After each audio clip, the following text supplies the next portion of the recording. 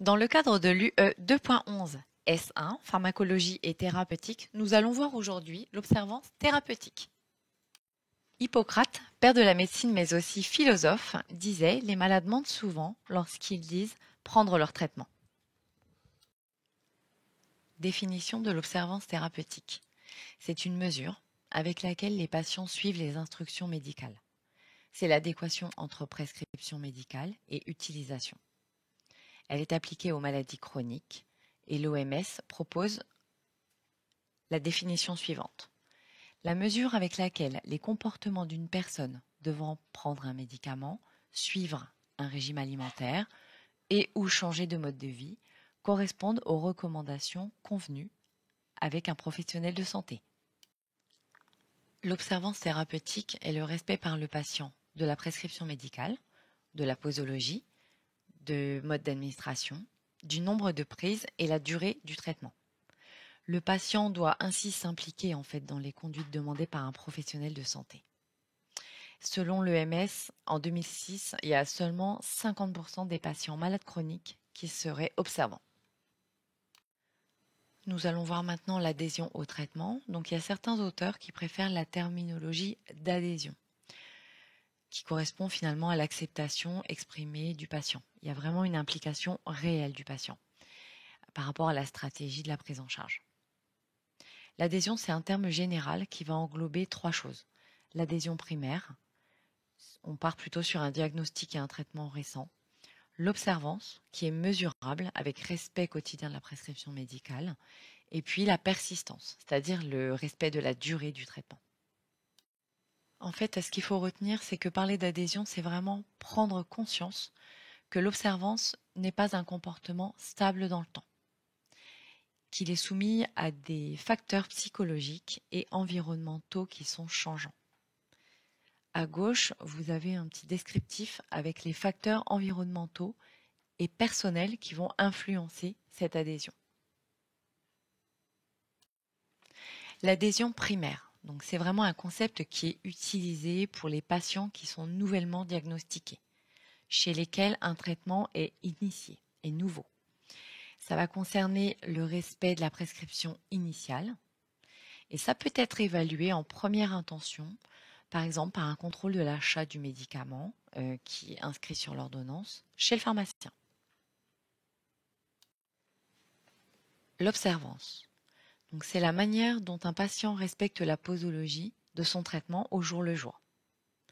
Elle peut être mesurée par le nombre de doses qui ont été prises, divisé par le nombre de doses qui est prescrite. Donc il faut tenir compte de l'horaire des prises ou de certaines conditions particulières qui sont à respecter. Puis on parlera de la persistance thérapeutique, quand la durée de prise du traitement est respectée. Elle peut s'apprécier par une durée moyenne entre l'initiation et l'arrêt du traitement. Le manque de persistance pose un problème majeur dans la gestion des maladies qui sont chroniques. On va détailler un petit peu la composition de l'adhésion au traitement. Donc l'adhésion au traitement, c'est quand même assez complexe. Ça comprend trois versants qui sont essentiels. L'adhésion au suivi médical, en général, donc c'est la capacité du patient à se rendre au rendez-vous pour la prescription, le contrôle des traitements, etc. Il est souvent considéré comme un facteur prédictif aux deux autres composantes. On a ensuite l'adhésion aux règles hygiéno-diététiques. Elle joue un rôle majeur dans la prise en charge des pathologies chroniques, en particulier dans la prévention des maladies cardiovasculaires. Et puis, l'adhésion au traitement médicamenteux, donc c'est vraiment la capacité du patient à comprendre l'intérêt de respecter la posologie, mais également le rythme des prises de médicaments. L'observance au cœur de la relation soignant-soigné. Donc la prescription médicale peut être considérée comme un contrat qui découle d'un pacte de soins fondé sur la confiance essentiellement. Pour les soignants, ce contrat est indiscutable. Il est écrit, c'est une ordonnance, une prescription, on ne peut pas y déroger. Il y a vraiment une responsabilité qui est juridique. Pour le patient, ce contrat est déjà moins évident, avec des enjeux d'une négociation qui est un peu moins aboutie. On peut entraîner une contestation implicite où interviennent les rôles de l'histoire personnelle, par exemple, ou des représentations sociales, de la personnalité avec ses besoins, ses désirs, ses craintes. Donc ce contrat, il reste quand même virtuel, mais les soignants ne peuvent obliger le patient à se soigner s'il ne le désire pas. On va parler ici de l'évaluation de l'observance thérapeutique. Donc l'impression que le soignant a de l'observance de son patient, ça c'est souvent erroné, il faut le savoir. Donc pour intégrer l'importance de l'observance, le patient a besoin que le soignant s'y intéresse un minimum. Les données épidémiologiques montrent que les taux d'observance diffèrent selon les pathologies, mais ne semblent pas dépasser 80%, même pour des maladies qui sont graves. Je vous laisse découvrir le taux d'observance médicamenteuse, c'est un tableau de 2015, par type de pathologie. Donc on voit bien en fait que même dans les transplantations cardiaques, on a un taux d'observance qui n'est que de 75 à 80% à 1 an. Transplantation rénale, 48%, ce qui est quand même pas beaucoup. Maladie cardiovasculaire, 54% au bout d'1 an. Diabète, 30 à 87%. Troubles psychiatriques, on n'est qu'à 50% à 1 an. On voit qu'après, le taux augmente à 18 mois, on est plutôt à 74%. L'asthme, on est entre 30 à 40% chez un adulte. Il faut savoir que chez les adolescents, c'est encore moins. L'épilepsie, 72%. Le VIH, 55 à 88%. Et les cancers, chimio orale, on est entre 52 et 57%. L'évaluation de l'observance thérapeutique peut faire appel à différents moyens plus ou moins sophistiqués. On peut commencer par un simple interrogatoire qui ne va pas être inquisiteur, mettant finalement le patient en confiance pour qu'il fasse un bilan objectif du suivi de son traitement. On peut également faire un contrôle du renouvellement des ordonnances, éventuellement avec le pharmacien. On peut également visualiser des armoires à pharmacie quand on est à domicile. On peut faire un décompte des comprimés restants, c'est possible. On peut également utiliser ou conseiller des piluliers électroniques qui enregistrent et datent chaque ouverture de flacon. Et puis, il y a le dosage aussi dans la concentration du sang ou dans les urines. La non-observance thérapeutique montre des difficultés dans l'observance des prescriptions, mises en évidence par différentes enquêtes, que ce soit publiques ou privées.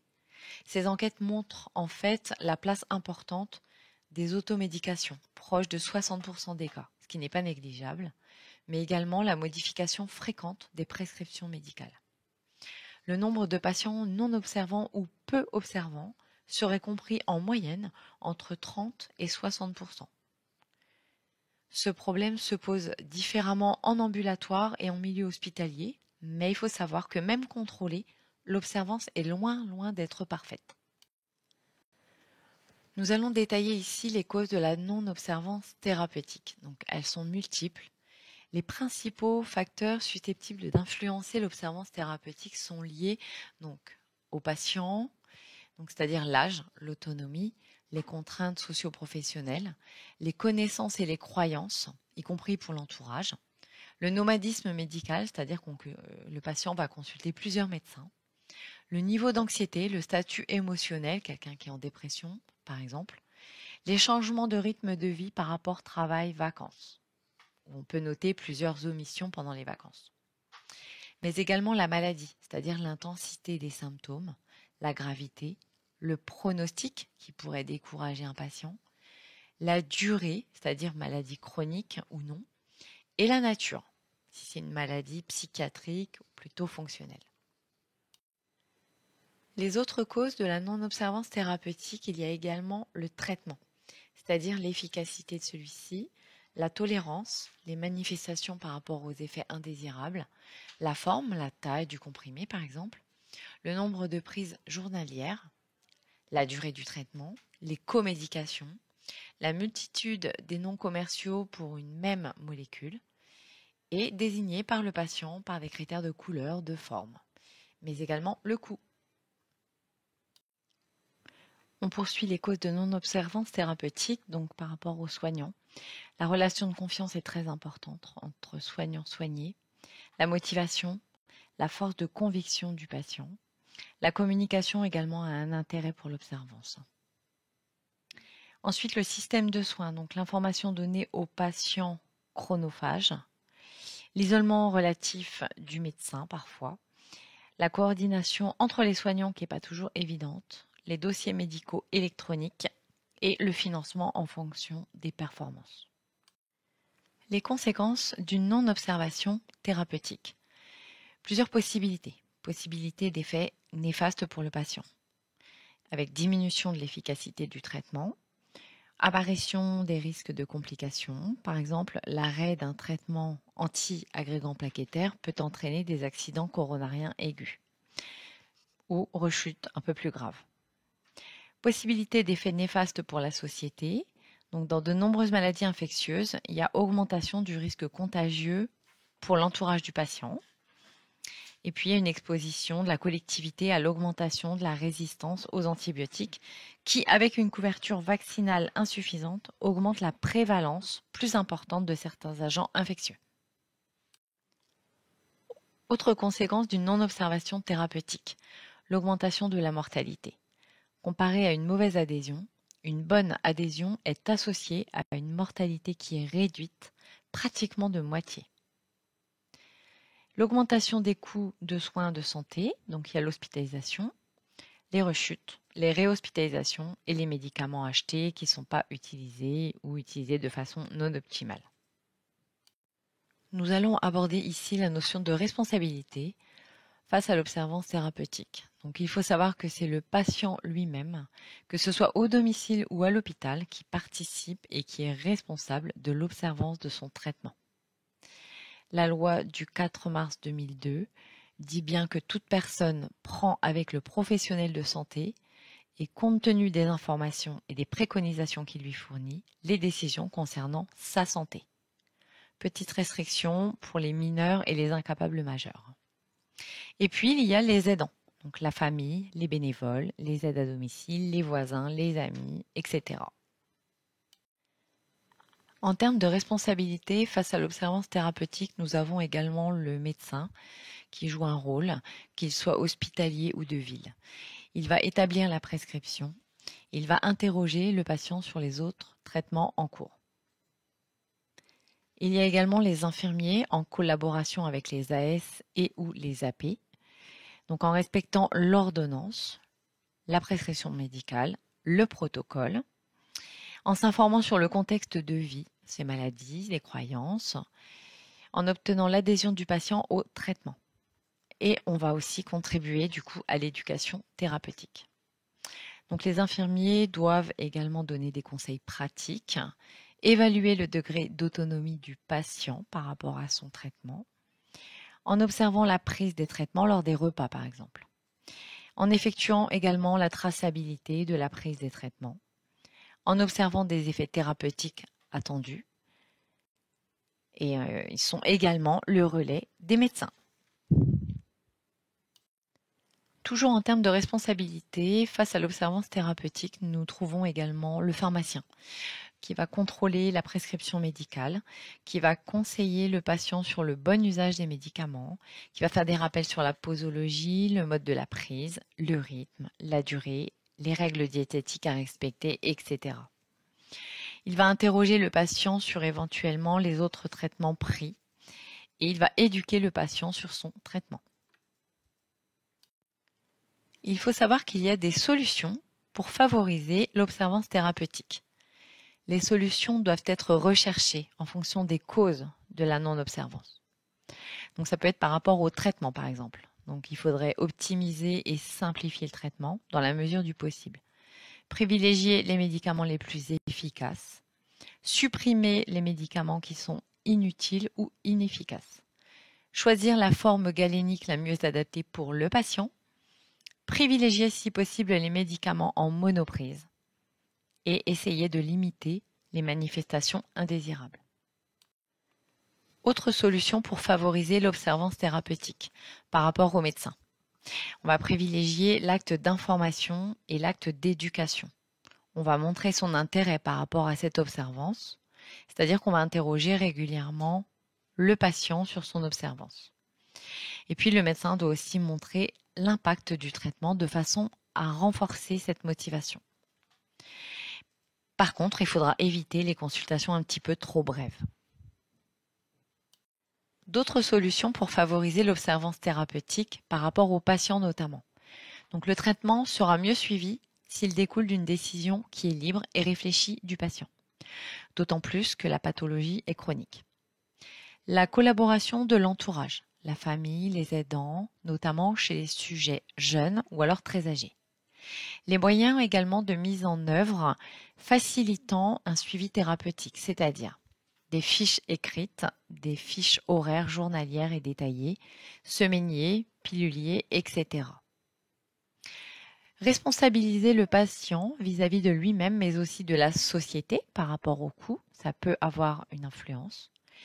Et puis, dans certaines pathologies, l'auto-prise en charge va améliorer l'observance, comme par exemple le diabète, l'hypertension artérielle ou l'asthme. Et pour finir sur les solutions pour favoriser l'observance thérapeutique, on va parler du système de soins. C'est-à-dire que l'accès aux médicaments doit être facilité. On va diminuer les barrières financières, bien que la gratuité ne soit pas suffisante pour garantir une bonne observance. L'investissement dans la technologie et les dossiers médicaux électroniques partagés entre les soignants, ça peut améliorer la coordination. Également l'identification des patients à haut risque de mauvaise adhésion au traitement pour mieux les accompagner en fait. Et puis le travail d'équipe entre médecins, pharmaciens, infirmières, infirmiers, diététiciens, etc. Nous allons détailler ici les conseils à donner aux patients par rapport à la conservation des médicaments. Donc les conditions de conservation d'un médicament sont définies par le fabricant pour le médicament dans son emballage. On va parler de conditionnement primaire, c'est-à-dire d'origine, le flacon, le blister. Les formes orales sèches, par exemple, ne doivent pas être déconditionnées à l'avance car l'environnement est changeant, l'air, l'humidité, etc. Donc la conservation en serait modifiée. Et puis les conditions particulières sont précisées sur l'emballage, donc ça c'est à savoir, souvent imagées par un pictogramme et la date de péremption qui donne la durée de la validité du produit. Je vous laisse découvrir les pictogrammes qui peuvent figurer sur les boîtes des médicaments. Conseils à donner aux patients par rapport à la conservation des médicaments. Donc s'il y a une chaîne du froid à respecter, elle doit être absolument respectée. Certains médicaments nécessitent un transport dans un emballage isotherme. Pour les flacons multidoses, il est recommandé d'utiliser le flacon dans un certain laps de temps et de le manipuler avec hygiène pour éviter tout ce qui est contamination microbienne. Il peut être précisé une validité après ouverture, donc il est recommandé de noter la date d'ouverture sur le flacon. Voici les conseils à donner aux patients sur la prise des médicaments. Donc, lors de la prescription, le médecin précise sur l'ordonnance donc le nom de la spécialité, son dosage, sa forme galénique, la voie d'administration, la posologie, le nombre de prises par jour et la durée du traitement. Donc, le moment de la prise d'un médicament peut faire varier son action et modifier son activité. Donc, parmi les facteurs de variation, il y a l'alimentation, la nature de la boisson et l'heure de la prise par rapport au repas qui sont des données vraiment importantes à considérer. Il faut savoir que les aliments ont des effets sur l'absorption des médicaments. L'absorption d'un médicament peut être influencée par la prise de nourriture, soit en diminuant l'absorption, en retardant l'absorption ou en l'augmentant. Plusieurs mécanismes sont à l'origine. La modification de l'acidité de l'estomac joue un rôle important dans l'absorption des médicaments. Après un repas, cette acidité va vraiment augmenter et certains médicaments sont alors moins bien absorbés. Selon les cas, la consommation d'un repas riche en graisse peut soit gêner l'absorption du médicament par le tube digestif, ou alors au contraire améliorer cette absorption sans en augmenter la toxicité. L'absorption d'un médicament est accélérée s'il est pris à jeun avec un grand verre d'eau, par exemple. En revanche, il y a certains médicaments qui sont contre-indiqués à jeun du fait du risque irritant pour le tube digestif. Et puis, une vidange gastrique et ou intestinale accélérée diminue la résorption du produit actif, alors qu'à l'inverse, une vidange lente va l'augmenter. Il est à noter des effets indésirables augmentés par les aliments. Donc, certains aliments sont vraiment à éviter selon les traitements pris. Parfois, les aliments peuvent augmenter la concentration des médicaments dans le sang et de ce fait favoriser les effets indésirables. Par exemple, le jus de pamplemousse agit sur le métabolisme du foie et diminue l'élimination, ce qui va provoquer une concentration plus élevée dans le sang. Par exemple, sa consommation doit être évitée pour limiter le risque d'effets toxiques et ou de surdosage de ces médicaments et plus rarement, il peut agir à l'inverse en diminuant l'efficacité. Dans de rares cas, la prise d'un médicament impose un régime particulier. Par exemple, pour le marsilide, c'est un antidépresseur qui est rarement prescrit de nos jours. Il ne doit pas du tout être associé avec certains aliments comme le fromage, tout ce qui est aliments vieillis, faisandés, foie, abats, fruits, légumes gâtés, aliments, boissons fermentées, extraits de levure, bière ou boissons alcoolisées. Donc la consommation de ces aliments augmente le risque de poussée d'hypertension artérielle, qui est un effet indésirable possible de ce traitement. D'autres aliments tels que le chocolat, le café, les colas, les fruits, la choucroute doivent être consommés avec modération. Il existe des effets sur la tolérance des médicaments, par exemple l'aspirine ou les anti-inflammatoires non stéroïdiens type ibuprofène. La prise à jeun assure un effet plus rapide. Mais la prise au cours des repas limite la survenue des troubles digestifs tels que les nausées, gastralgies ou diarrhée. Des effets opposés entre aliments et médicaments. Nutriments et médicaments ont parfois des effets opposés. Les patients traités par anticoagulants de la famille des antivitamines K doivent éviter les apports significatifs d'aliments réputés riches en vitamine K, comme par exemple les abats, l'avocat, les brocolis, les carottes, la choucroute, les choux, choux-fleurs, choux de Bruxelles, les épinards, le fenouil, le foie, la laitue et les tomates. Ces aliments diminuent l'effet de l'anticoagulant, dont le mécanisme d'action repose sur la neutralisation de la vitamine K. On note également la consommation de sel doit être également surveillée lors de certains traitements sur une longue période, par antihypertenseurs ou corticostéroïdes, par exemple. Les effets de l'alcool sur les médicaments. Donc l'alcool est déconseillé lorsqu'on prend des médicaments. Il interfère sur l'absorption et l'élimination du médicament. Il modifie son efficacité. Il provoque l'apparition d'effets secondaires gênants, voire dangereux. Il accentue fortement certains effets indésirables, comme par exemple la somnolence dans les médicaments sédatifs. Il peut provoquer des bouffées de chaleur, des vomissements, associés à certains antibiotiques. Dans le cas d'une maladie chronique, peut également déséquilibrer le traitement jusque-là efficace et bien toléré, comme par exemple les anticoagulants. Conseils et vigilance. La prise d'un médicament doit s'accompagner d'un certain volume d'eau. Cette précaution est utile à respecter car elle améliore la résorption, c'est-à-dire la disparition par absorption du produit actif et diminue sa toxicité. L'heure de prise d'un médicament est importante à respecter. Point de vue pratique, un médicament stimulant sera pris plutôt le matin et un médicament induisant une somnolence sera pris plutôt le soir. La régularité aussi de prise des médicaments est conseillée car elle va vraiment améliorer l'observance et respecter la cinétique, c'est-à-dire le mouvement des particules du médicament dans l'organisme. Toujours dans les conseils et vigilances, il faut noter les oublis sont difficiles à éviter, en particulier en début de traitement. Donc le meilleur moyen de les prévenir, c'est vraiment d'associer la prise du médicament à des événements répétitifs de la vie quotidienne, comme les repas, la toilette, le brossage des dents, le coucher par exemple. En prenant son traitement à des heures régulière, fixe, la personne court moins le risque de l'oublier. Et puis, un calendrier de prise peut être fixé sur une porte du réfrigérateur, par exemple. Une alarme de téléphone, d'ordinateur, de montre, un petit réveil électronique peut être mis en place. Petit conseil par rapport au voyage.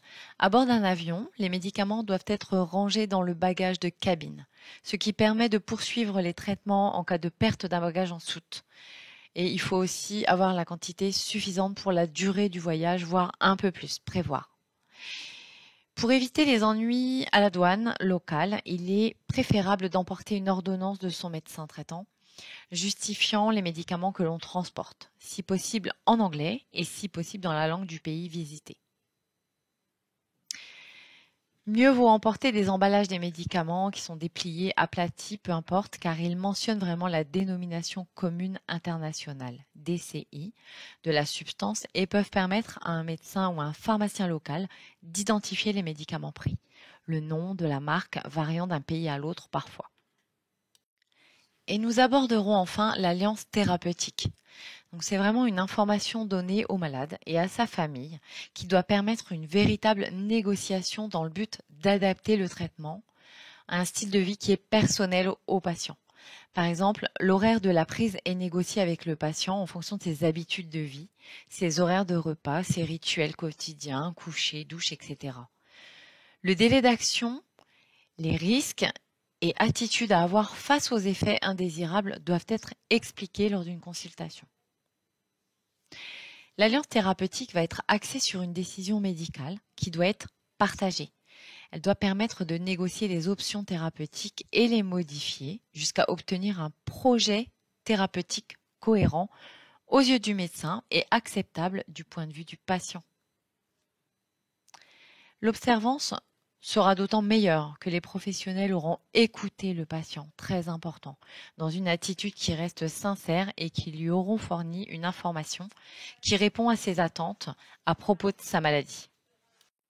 Je vous remercie de votre attention et préparez vos questions.